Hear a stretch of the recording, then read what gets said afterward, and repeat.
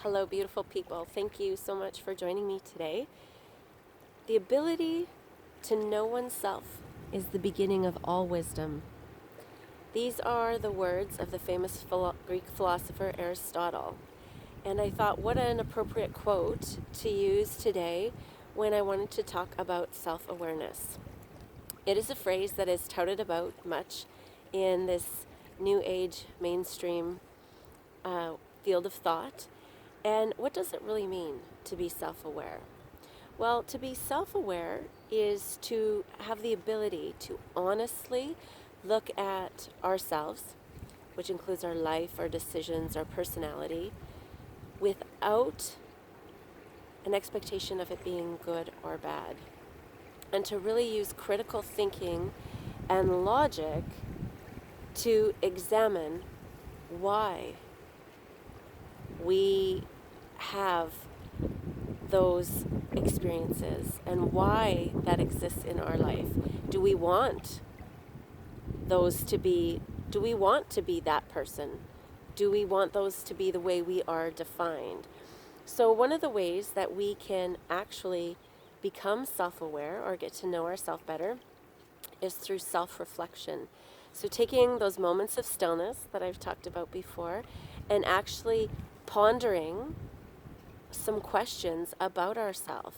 So things like on a daily level, we might wonder what truly makes us happy, what makes us angry, what gives us energy, what energizes us, what depletes our energy, what makes us feel empowered. And then on a larger scale, what do we define as success? How do we feel we're a failure? There are many, many more self-reflection questions, and I might include some of those in the comments below and encourage anybody else to include some comments of questions they use when they're doing some introspection. In addition to self-reflection, we can also look at the decisions we make in our life and analyze those.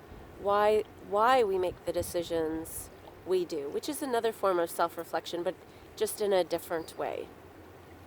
And another area in which we can become more self-aware is a little more difficult. And it has to do with requesting feedback.